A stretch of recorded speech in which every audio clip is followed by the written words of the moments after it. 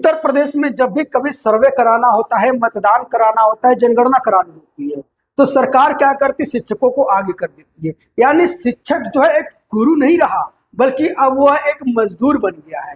लेकिन क्या आपने कभी सोचा है कि इन शिक्षकों का दर्द क्या है? आज जब कोई जनगणना करने 46 डिग्री टेम्परेचर में आपके घर जा रहा है, तो उसके शरीर पे उसका क्या प्रभाव पड़ रहा है? अभी तो हाल ही में खबर आई, कम से कम 10 ऐसे शिक्षक हैं जो जनगणना करने के दौरान भीषण गर्मी की वजह से मारे गए। तो क्या उनके परिवार का क्या होगा और क्या उनको न्याय मिलेगा? तो आज हम इस पूरे वीडियो में परत दर परत सरकार की सच्चाई खोलेंगे और हम बताएंगे कि सरकार क्या है, लोकतंत्र की जो परिभाषा बता रही है और लोकतंत्र को जो बचाने वाले, जो जिंदा रखने वाले शिक्षक हैं, उनके साथ क्या अन्याय कर रहे हैं। तो देखिए दोस्तों, जब सरकार को मजदूर की जरूरत पड़ती है, किसी कार्य के संचालन की जरूरत पड़ती है, तो वो शिक्षकों को आगे कर देती है। शिक्षकों की ड्यूटी एक मजदूर से भी बदतर है। उनको चुनाव में ड्यूटी लगाई जाती है, बीएलओ की ड्यूटी लगाई जाती है, जनगणना और सर्वे कराया जाता है और स्वास्थ्य अभियान भी चलाया जाता है। उसके अलावा अगर हम बात करेंगे कि भीषण गर्मी में 2024 का जब लोकसभा का चुनाव हो रहा था, तो भीषण गर्मी में लगभग 46 डिग्री तापमान में उत्तर प्रदेश की सरकार ने शिक्षकों को झोंक दिया था चुनाव कराने के लिए, सर्वे करने के लिए। लेकिन उसमें लगभग 100 से अधिक शिक्षक जो है मारे गए, और वो अपनी सामान्य बीमारी से नहीं मारे गए, बल्कि भीषण गर्मी की वजह से, हार्ट अटैक की वजह से मारे गए। लेकिन आज फाइलों में उनका नाम तक नहीं है, क्योंकि इस लोकतंत्र को नारा देने वाले आज ज्यादा पॉपुलर है और लोकतंत्र को जिंदा रखने वाले मारे जा रहे हैं। उसके बाद अगर हम बात करेंगे कि वर्तमान में इसकी क्या व्यवस्था है, वर्तमान में देखिए हीट वेव आ रही है, 46 डिग्री के ऊपर तापमान हो गया है, और जो शिक्षक हैं एक फाइल लेकर, एक रजिस्टर लेकर और सरकारी आदेश लेकर एक जंगल टू जंगल, घर से घर भटक रहे हैं, गांव से गांव भटक रहे हैं। एक भीषण गर्मी में वो सिर्फ सर्वे कर रहे हैं, जनगणना कर रहे हैं। उसके बाद अगर हम बात करेंगे कि मुआवजे का लंबा समय लगता है।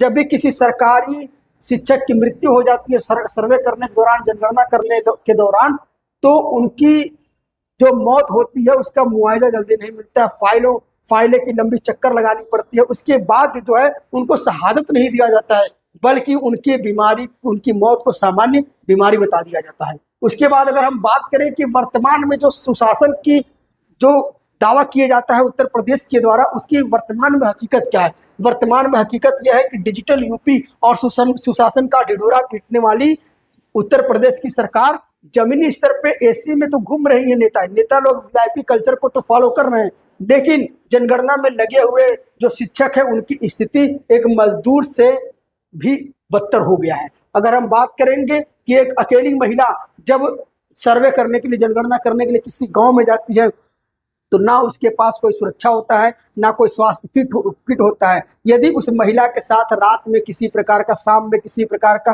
अनहोनी होती है, तो उसकी जवाबदेही सरकार नहीं बल्कि वो महिला स्वयं होती है। उसके अलावा उस महिला को दूर दराज क्षेत्र में भेजने के लिए ना कोई परिवहन की व्यवस्था हो रही है और ना किसी सरकारी सुविधा की व्यवस्था हो रही है। वो महिला अपनी सुविधा, अपने साधन से दूसरे दूर दराज गाँव में जा रही है और किसी भी पल उसके साथ अनहोनी हो सकती है। और इसकी संदेह के रूप में इसको कई बार शिक्षक संघ ने आवाज उठाया, लेकिन सरकार ने इसको मानने से इनकार कर दिया। उसके बाद अगर हम बात करें कि सबसे बड़ी समस्या क्या आती है जब शिक्षक कोई जनगणना करने जाता है, सबसे बड़ी बात यह है कि जनता जब सरकार से नाखुश होती है, जब जनता सरकार पर गुस्सा निकालना होती है, तो सरकार को देखते नहीं है। सरकार से तो उसका सामना नहीं होता, उसका सामना किससे होता है? शिक्षकों से होता है। तो जनता के आक्रोश को कौन झेल रहा है? शिक्षक झेल रहा है। उसके अलावा जब भी कोई सर्वे होता है, जनगणना होता है, तो सोशल मीडिया पे अफवाहें आ जाती है क्या कि सरकार आपके डाटा का मिसयूज करेगी, आपका डाटा चोरी करेगी। तो इस प्रकार की समस्याओं से जागरूकता का जब अभाव होता है,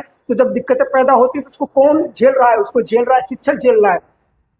शिक्षक जो जब ग्रामीण स्तर पे शिक्षक जाता सर्वे करने के लिए, तो जब वो किसी व्यक्ति से फील्ड में सवाल पूछता है कि आपके कितने मकान है, कितने घर हैं, कितनी गाड़ी है, तो वो गुस्सा जो उस व्यक्ति को आता है कि हमारी डाटा चोरी हो जाएगा, हमारी जानकारी दे रहे, तो उसको कौन झेलता है? उसको शिक्षक झेलता है। और नतीजा क्या होता है कि बहुत ऐसे सोशल मीडिया पे देखने को मिल रहा है कि जनगणना करने वाले कर्मचारियों को ग्रामीणों के द्वारा मारा गया और या तो फिर उनको उल्टा सीधा बोला गया। तो ये समस्याएं देखने को मिल रही।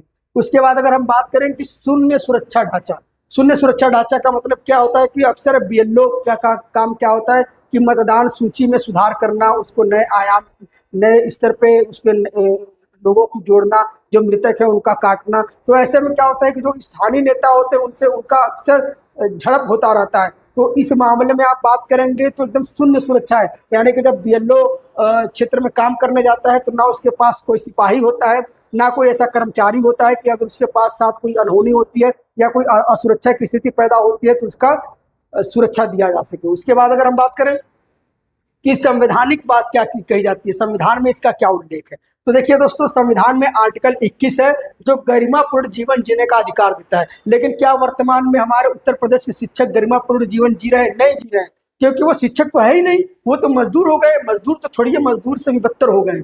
उसके बाद हम बात करेंगे कि अनुच्छेद 42 मानवीय परिस्थितियों में कार्य, यानी कि अनुच्छेद 42 हमारा कहता है कि व्यक्ति को मानवीय परिस्थितियों में कार्य करना है। लेकिन आज वर्तमान में 46 से 48 डिग्री टेम्परेचर में हमारे शिक्षक जो है घर से घर जो है दौड़ रहे हैं, गांव से गांव दौड़ रहे हैं। भीषण गर्मी में उनको बीपी की बीमारी, हार्ट अटैक की बीमारी, ऐसी समस्याएं बनी हुई है। लेकिन वो बेचारे सर्वे कर रहे हैं। क्यों सर्वे कर रहे हैं, क्यों जनगणना कर रहे हैं? क्योंकि सरकारी फरमान है, और अगर सरकारी फरमान को नहीं फॉलो किया जाएगा तो नौकरी छीन जाएगी। तो इसी डर से बेचारे अपनी जीवन को हाथ में लेकर खतरों के साथ आपको जनगणना कर रहे हैं। उसके बाद अगर हम बात करें कि जो ये डिजिटल भारत, डिजिटल उत्तर प्रदेश, सुशासन उत्तर प्रदेश का जो ये नेता लोग नारा देते हैं, उसकी हकीकत क्या है? हकीकत देखिए, वर्तमान में जो राजनेता है, मंत्री, वो कहाँ चल रहे हैं? एसी गाड़ियों में चल रहे हैं, लग्जरी गाड़ियों में चल रहे हैं। और वहीं पे जो फील्ड में काम करने वाला कर्मचारी है वो क्या चल रहा है? 45 डिग्री तापमान में, धूप में, भीषण गर्मी में, घर से घर, दरवाजे से दरवाजे क्या है, सर्वे कर रहा है। उसके बाद अगर हम बात करें चिकित्सीय सुरक्षा, जो मंत्री होते हैं, जो विधायक होते हैं, उनके साथ Z+ सुरक्षा चलती है, एम्बुलेंस चलता है, उनके लिए पूरी स्वास्थ्य व्यवस्था होती है। लेकिन वर्तमान में जो कर्मचारी हैं, जो सर्वे कर रहे हैं, जो जनगणना कर रहे हैं, उनको प्राथमिक उपचार के किट भी नहीं है, ORS भी गायब है।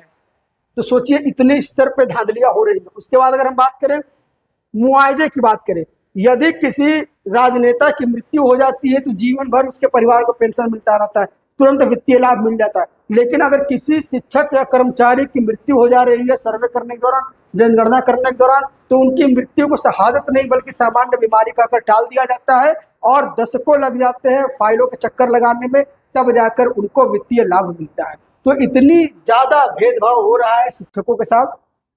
उसके बाद बात करेंगे कि वर्तमान में क्या करना चाहिए कि शिक्षकों की स्थिति में सुधार हो। तो वर्तमान में अगर आप सर्वे में उनकी ड्यूटी लगा रहे हैं तो कम से कम 1 करोड़ रुपए का बीमा और त्वरित स्वास्थ्य सुरक्षा गारंटी देना चाहिए।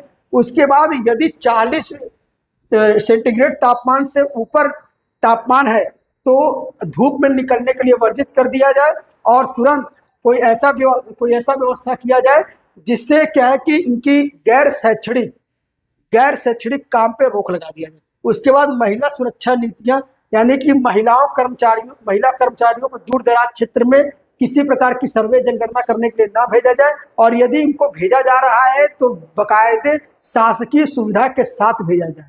तो यह हमारी जो आवाज है ये शिक्षकों के लिए है, क्योंकि शिक्षक हमारे उत्तर प्रदेश के नींव हैं। क्योंकि उत्तर प्रदेश को उत्तम प्रदेश कोई और नहीं बल्कि शिक्षक ही बनाते हैं। तो इस देश की सुरक्षा के लिए, इस देश के भविष्य के लिए इस वीडियो को शेयर करें और शासन तक बात पहुंचाएं कि आज हमारे शिक्षकों को आप बचा लीजिए। Thank you.